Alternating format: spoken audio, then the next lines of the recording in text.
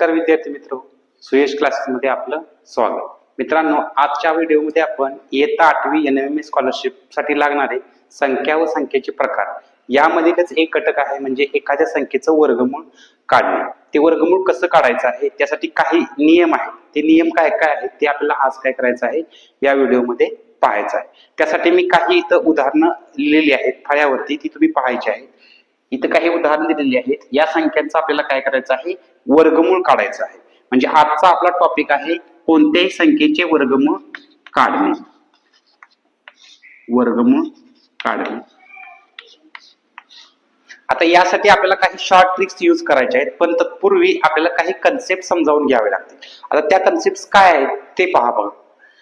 आता 1 गुणिले 1 जर केलं तर वर्गामध्ये काय येणार आहे बघा मित्रांनो, 1च येणार आहे. जर 2 गुणिले 2 केलं तर काय येईल, वर्गामध्ये 4 येईल. 3 गुणिले 3 9 येईल. 4 गुणिले 4 आता 16 येणार आहे, पण एकक स्थानी 6 अंक येणार आहे. एकक स्थानी काय येणार आहे, 6 अंक येणार आहे. 4 चौक 16 बघा. 5 गुणिले 5 असेल तर एकक स्थानी 5 अंक येणार आहे. 5 5 25 येणार आहे. 6 गुणिले 6 36, 6 6 36, एकक स्थानी 6 येईल.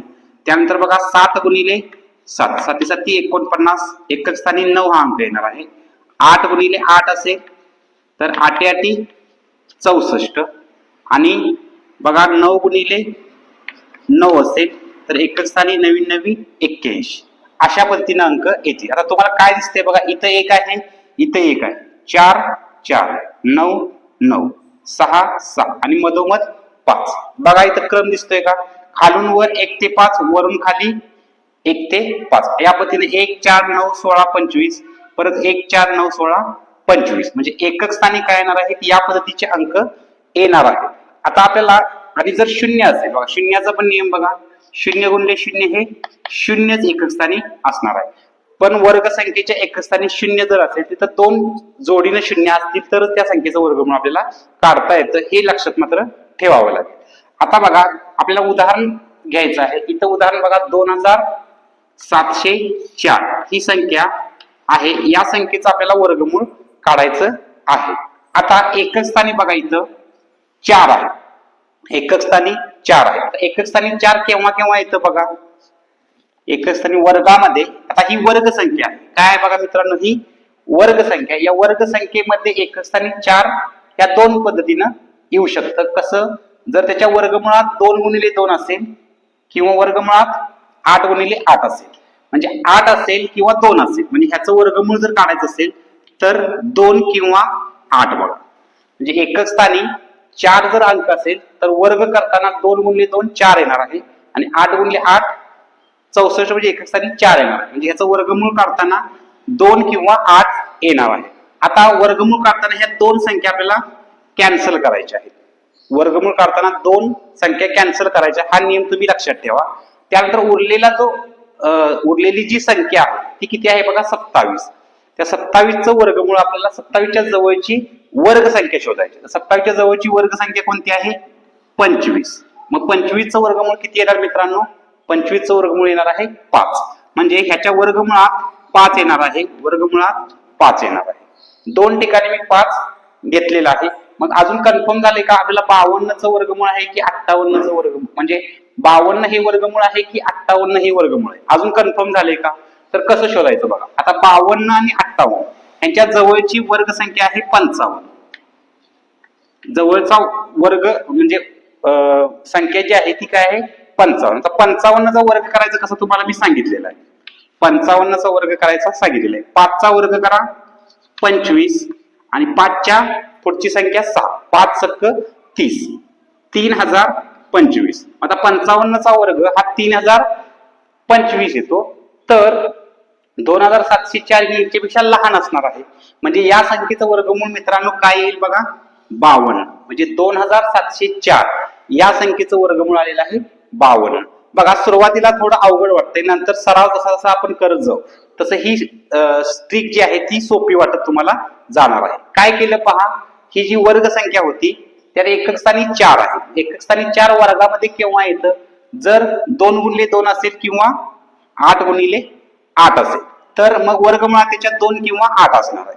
त्यात दोन संख्या मी घालवलेल्या आहेत. राहिले किती? 25. तर 25च्या जवळची वर्गसंख्या आपल्याला शोधायची आहे.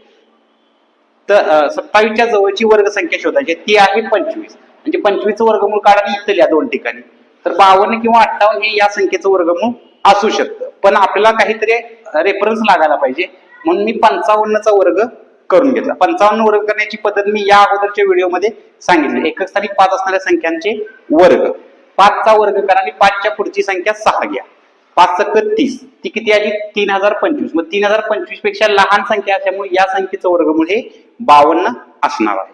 आता या पद्धतीचं उदाहरण मी आता पहिलं बघितलेलं आहे. आणखी एक दुसरं उदाहरण पाहूया आपण. 4489 चे आपल्याला वर्गमूळ काढायचं आहे. 9 एकक स्थानी आहे.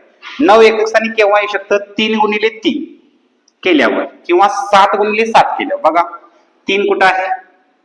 3 × 3 केल्यावर 9 येऊ शकतं किंवा 7 × 7 केल्यावर 9 येऊ शकतं. म्हणजे 3 किंवा 7 हे काय असणार आहे? त्याच्या वर्गमुळात असणार आहे. आता या दोन संख्या आपण कॅन्सल करू. आता कॅन्सल केल्यानंतर 44 ही वर्ग संख्या जवळ कोणती आहे?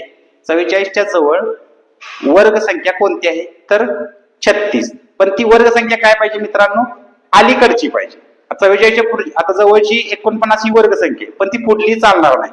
याच्या अगोदरची वर्ग संख्या आपल्याला घ्यावी लागेल. याच्या अगोदरची वर्ग संख्या आहे 36. मग 36चं वर्गमूळ मित्रांनो किती? तर 6. मग इथं 6 घ्यावं लागेल, इथं 6 घ्यावे लागेल. पण ह्यांच्या दरम्यान आता कोणती संख्या आहे बघा, जी एकक स्थानी 5 आहे अशी संख्या घेऊ. तर 65. मग 65चा वर्ग किती मित्रांनो?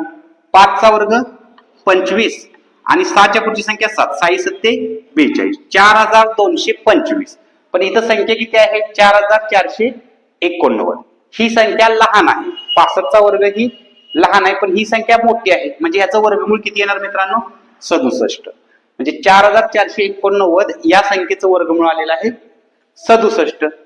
समजलं का? बघा 9 एकक स्थानी केव्हा येऊ शकतं? जर 3 × 3 केलं आणि 7 × 7 केलं तर. म्हणून दोन संख्या घालवल्या. ह्याच्या जवळची वर्ग संख्या 36. 36चं वर्गमूळ 6 आणि 6. खात्रीनं 63 का 67 हे ओळखायचं असेल तर त्यासाठी 65चा वर्ग आपल्याला करावा लागला आणि त्याच्यावरून आपण ठरवलेला आहे. आता दोन उदाहरणं आपण घेतलेली आहेत. तिसरं उदाहरण पहा. वर्गमुळात 841. आता 1 केव्हा येऊ शकतो? 1 × 1 केल्यावर आणि 9 × 9 केल्यावर. बघा 1 × 1 केल्यावर 1 येऊ शकतं आणि 1 × 1 केल्यावर 1 शकतं. 9 × 9 केल्यावर 1 येऊ शकतं. मग आता ह्या दोन संख्या मी कॅन्सल केल्या. 8च्या जवळची वर्ग संख्या कोणती? तर अलीकडची पाहिजे 4. ह्याच्या जवळची वर्ग संख्या 4. 4चं वर्गमूळ किती मित्रांनो? 2. 2. आता यांच्या दरम्यान संख्या कोणती? एकक स्थानी 5 असणारी तर 25. 25. 5चा वर्ग 25. 2च्या पुढली संख्या आहे 3. 2 3 6. आता 625 पेक्षा ही संख्या मोठी आहे 841. म्हणजे या संख्येचं वर्गमूळ किती आलं? 29. बघा आता कसं पटकन उत्तर यायला लागलं. जसं जसं तुम्ही सराव करत जा तसं काय होणार आहे? पटकन उत्तर येत जाणार आहे. 841चं वर्गमूळ आहे 29.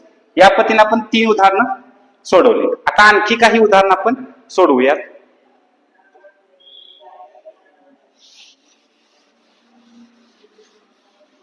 आता पुढील उदाहरण कसं आहे बघा.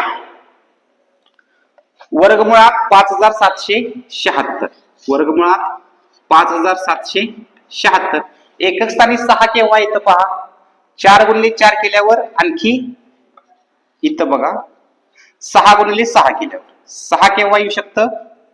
तर 4 × 4 म्हणजे एकक स्थानी इथं 4 येऊ शकतं किंवा 6. 4 × 4 केल्यावर 16 येऊ शकतं. 6 × 6 केल्यावर 6 एकक स्थानी येऊ शकतं. आता ह्या दोन संख्या मी घालवल्या. राहिले किती? 57. 57च्या जवळची वर्ग संख्या 49. 57च्या जवळची वर्ग संख्या 49. 49चं वर्गमूळ 7 आणि हे 7. या पद्धतीनं आता ह्याच्या जवळची वर्ग संख्या मधली 75चा वर्ग. 5चा वर्ग 25. 7च्या पुढची संख्या 8. 7 8 56. मग 5625. त्याच्यापेक्षा ही संख्या मोठी आहे म्हणून या संख्येचं वर्गमूळ किती? 76. म्हणून 5776 या संख्येचं वर्गमूळ आलेलं आहे 76. बघा आता कसं पटकन जमतंय. हा सराव तुम्हाला करावा लागेल. त्यानंतरचं उदाहरण आहे 4225. 4225. बघा मित्रांनो इथं एकक स्थानी 5 आहे, म्हणजे वर्गमुळात फक्त 5 असू शकतं. 5 गुणिले 5 केल्यावर 25 येणार आहे. वर्गमुळात 5. आता दोन संख्या गेल्या, याच्या जवळची वर्ग संख्या 36. 36 चं वर्गमूळ 6. 36 चं वर्गमूळ 6. म्हणून याचं वर्गमूळ आलेलं आहे 65. आणि करून बघा, 5 चा वर्ग 25, 6 च्या पुढची संख्या 7. 6 7 42. म्हणून याचं वर्गमूळ आलेलं आहे 65. ही संख्या बघा 16,384. आता जरा मोठी संख्या घेतलेली आहे आपण, 16,384. बघा आता 4 हे एकक स्थानी केव्हा येऊ शकतं बघा, 2 गुणिले 2 असल्यावर आणि 8 गुणिले 8 असल्यावर. 2 आणि 8, 2 गुणिले 2 4, 8 गुणिले 8 64 एकक स्थानी.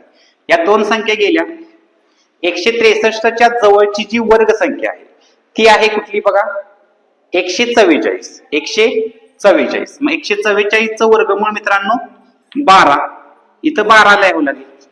पण आता काय करायचं आहे आपल्याला, इथं 125 संख्या घ्यायची. 125 चा वर्ग. आता 5 चा वर्ग 25, 5 चा वर्ग 25. हा, त्यानंतर 12 च्या पुढची संख्या 13.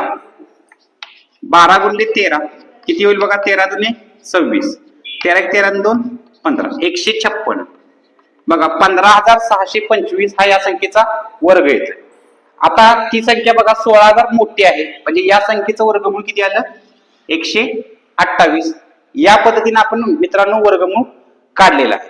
आता बघा आणखी एक, जर एकक स्थानी 0 असेल तर त्या संख्यांचे वर्ग कसे काढायचे. आता बघा हा वर्ग 1600, एकक स्थानी 0 आहे म्हणजे वर्गमुळात 0 येणार आहे. या दोन संख्या मी कॅन्सल केल्या. 16चं वर्गमूळ किती, 4.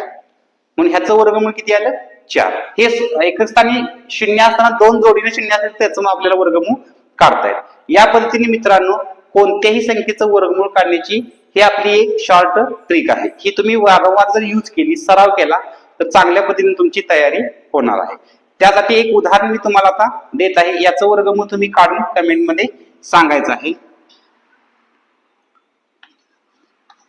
या संख्येचं वर्गमूळ तुम्ही काढायचं आहे आणि कमेंट मध्ये सांगायचं आहे. व्हिडिओ आवडला असेल तर लाईक करा, शेअर करा आणि सबस्क्राईब करा. धन्यवाद.